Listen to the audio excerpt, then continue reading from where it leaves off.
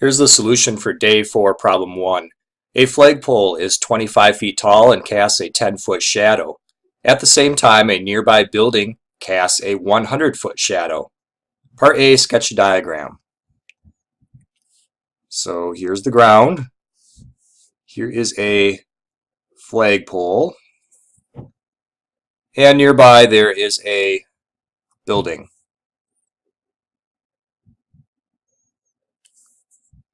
Now, if the sun is positioned somewhere up here in the sky, then the rays of the sun are going to come down this direction and cast shadows on the ground to the left of these objects. So hopefully you see a right triangle here at the flagpole and a similar shaped right triangle here at the building. So the mathematical idea here is that we have similar right triangles. Let's label these. The flagpole is 25 feet tall, so this side is 25 feet. And it has a 10-foot shadow, so across the bottom here is 10 feet. The building has a 100-foot shadow, so across the bottom here is 100 feet. And we don't know how tall the building is. We can label it with the variable x. Now in question B, use similar triangles and a proportion to find the building's height. We're going to solve for x in part B. So we use these similar triangles to create relationships between the sides. For example, the height of the flagpole can be compared to its shadow. So 25 over 10. And in turn, in the other triangle, the height of that building can be compared to its shadow, x over 100.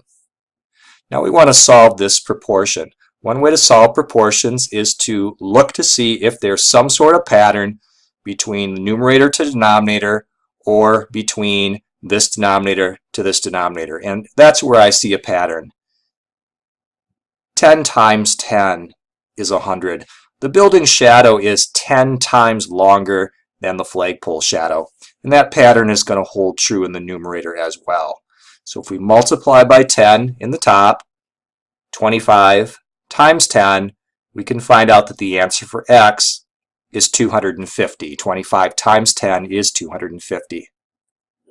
And so the height of the building, measured indirectly just by measuring shadows, is 250 feet.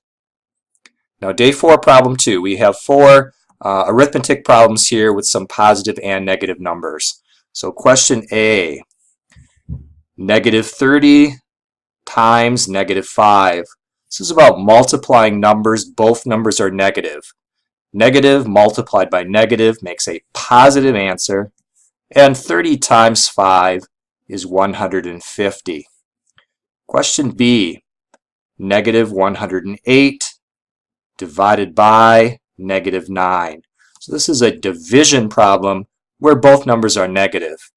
Negative number divided by a negative number is a positive answer.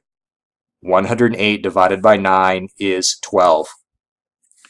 Question C, 3/4 subtract 2/3. This is all about subtracting fractions. When you subtract fractions, you have to have the same denominator. Right now the denominators are not the same, but we can rewrite this math problem using fractions that do have the same denominator.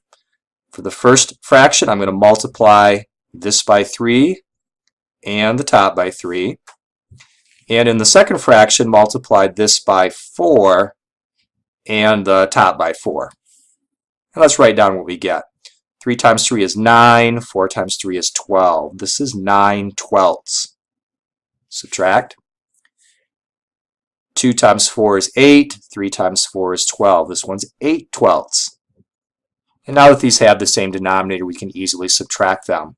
The answer is 1/12. Question D, 2/16 divided by 4.